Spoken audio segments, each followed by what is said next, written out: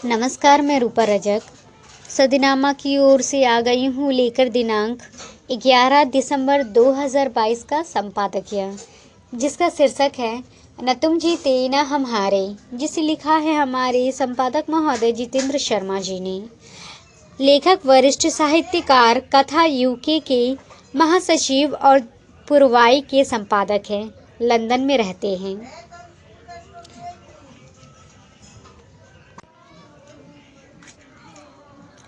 हमारे भारत में चुनाव एक अहम मुद्दा बन गया है और ये महत्वपूर्ण भी है। भारत में लगभग 1 महीने तक चुनावों की गर्माहट चलती रही। नगर निगम में पिछले 15 वर्षों तक भारतीय जनता पार्टी का राज चल रहा है। यहाँ ना तो पूरी तरह से कोई जीत सकता है और ना ही हार सकता है। और जानते हैं संबंध में आगे क्या कहते हैं हमारे संपादक महोदय। भारत में लगभग 1 महीने तक चुनावों की गर्माहट चलती रही। दिल्ली नगर निगम, हिमाचल प्रदेश और गुजरात में चुनाव थे और उत्तर प्रदेश में 2 सीटें पर उपचुनाव थे। दिल्ली नगर निगम में पिछले 15 वर्षों से भारतीय जनता पार्टी का राज चल रहा था। हिमाचल में 1985 से एक बार कांग्रेस और एक बार भारतीय जनता पार्टी की सरकार बनती रही है। वही रिवाज इस चुनाव में भी बरकरार रहा। गुजरात में पिछले 27 वर्षों से भारतीय जनता पार्टी का शासन चल रहा था। चुनावों को लेकर अलग अलग पार्टियों के अलग अलग दावे थे। इन चुनावों में मुख्य दल थे भारतीय जनता पार्टी, कांग्रेस और आम आदमी पार्टी। आम आदमी पार्टी के मुखिया अरविंद केजरीवाल को राजनीतिक खेल अच्छी तरह से खेलने आते हैं। केजरीवाल की आकांक्षाएं बहुत ऊंची हैं। उसे किसी भी तरह का वक्तव्य देने में चुटकी भर भी हिचकिचाहट नहीं होता। ओ जी, गुजरात की जनता बदलाव चाहती है जी।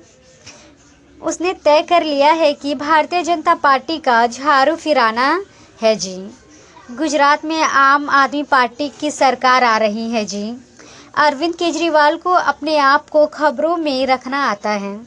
उसे मालूम था कि वाराणसी में वह कभी भी नरेंद्र मोदी को हरा नहीं पाएगा, मगर उसे भारत की राजनीति में मोदी बनाम राहुल से बदलकर मोदी बनाम केजरीवाल करने की मुहिम शुरू कर ली थी।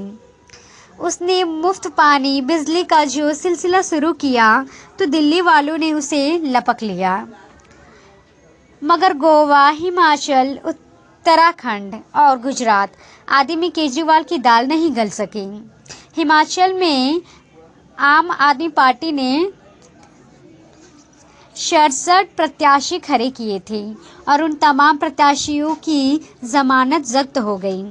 हिमाचल प्रदेश में पहली बार विधानसभा चुनाव लड़ने वाली आम आदमी पार्टी केवल 1.10% मत हासिल हुए और वह अपना खाता तक नहीं खोल पाई।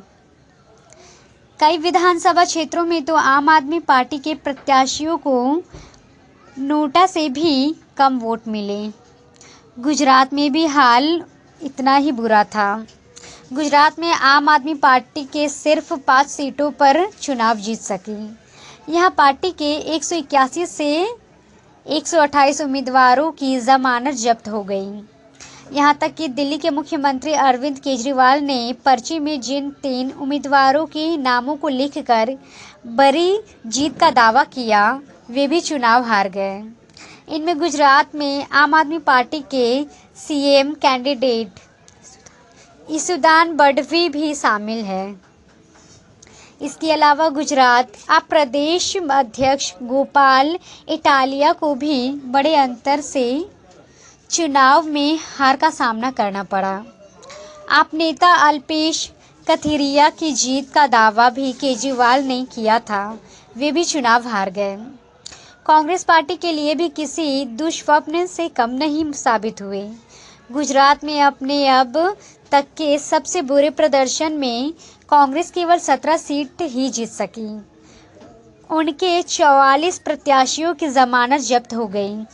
जहां बीजेपी ने 156 सीटों पर जीत हासिल कर कांग्रेस के 1985 के प्रदर्शन का रिकॉर्ड तोड़ा, तो वहीं कांग्रेस 62 साल के इतिहास में सबसे कम स्तर पर पहुंच गई। कांग्रेस का हाल दिल्ली नगर पालिका चुनावों में भी ऐसा ही रहा है। पार्टी केवल 9 वार्ड ही जीत पाई, जबकि 2017 में कांग्रेस पार्टी 31 वार्डों में जीत रही थी। भारतीय जनता पार्टी ने उम्मीद लगा रखी थी कि हिमाचल प्रदेश में रिवाज बदलेंगे, राज नहीं बदलेंगे, मगर हिमाचल वासियों ने अपनी पुरानी आदत बनाए रखी। वे एक बार कांग्रेस को मौका देते तो दूसरी बार भारतीय जनता पार्टी को भी देते। इस बार में उन्होंने पार्टी अध्यक्ष जेपी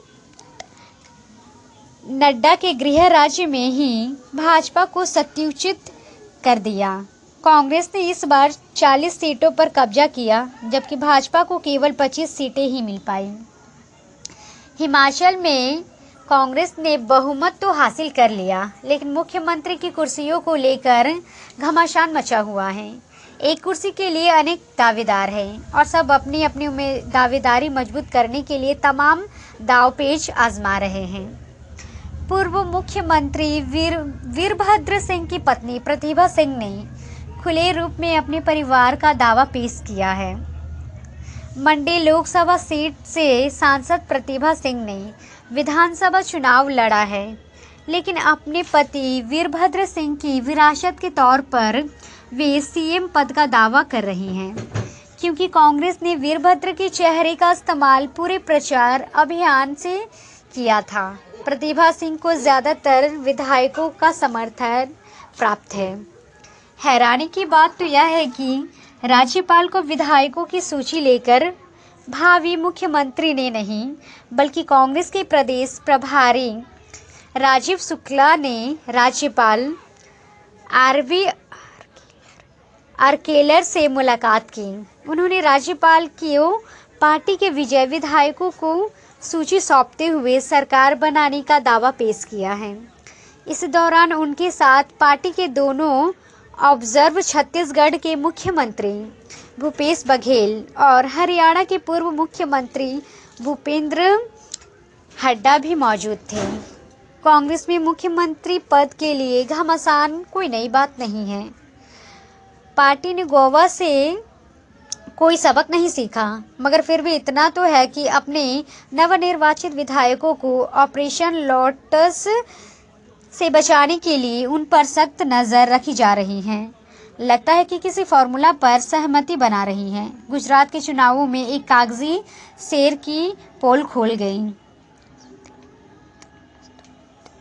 असदुद्दीन ओवैसी की पार्टी ऑल इंडिया मजलिस ए इत्तेहादुल मुस्लिमीन ने 13 प्रत्याशी खड़े हो गए थे। उनमें से अधिकांश की जमानत जब्त हो गई और उनके दल को लेकर 0.29% वोट मिले। यह कहना कि 0.29% वोट से उनके दल ने कांग्रेस के वोट शेयर से धमारी की है, ज़्यादातारी नहीं। लगता है कि असदुद्दीन ओवैसी को टीवी चैनलों ने महत्व देकर उनका कद बढ़ा दिया है। मुस्लिम मतदाताओं के भड़काने के अलावा वे कोई बयान नहीं देते। शासन इस चुनावी नतीजे से कोई सबक नहीं ले सका और ना ही उन्हें कोई सबक मिल सका। हमारे हिसाब से 2024 के लोकसभा चुनावों के लिए भारतीय मतदाताओं ने कोई इशारा नहीं दिया है। एक राज्य में कांग्रेस, दूसरे में भाजपा और दिल्ली नगर निगम के लिए आम आदमी पार्टी को विजय बनाकर भारतीय मतदाता ने संदेश दिया है कि उन्हें मूर्ख न समझा जाए। वे परिस्थितियों के अनुसार निर्णय लेते हैं। वैसे भी भारत बहुरंगी देश है। यहाँ भिन्न भिन्न क्षेत्रों के लोग अलग अलग व्यवहार करते हैं। सभी राज्यों के निवासी अपने हित का ध्यान रखते हुए मतदान करते हैं। मतदाताओं ने तीनों राजनीतिक दलों को समझा दिया है कि प्रत्येक दल को मतदाताओं के हित के लिए नीतियां बनानी होंगी, तभी वे आगामी चुनावों में हरी झंडा देखा पाएंगे। तो ये था दोस्तों हमारा आज का संपादकीय। कल फिर लौटेंगे एक नए विषय, एक नए संपादकीय के साथ। तब तक के लिए नमस्कार। सुनकर देखो, सुनकर देखो, सुनकर देखो जी। ममता राहुल मोदी बोले, लिखे जितेंद्र जी।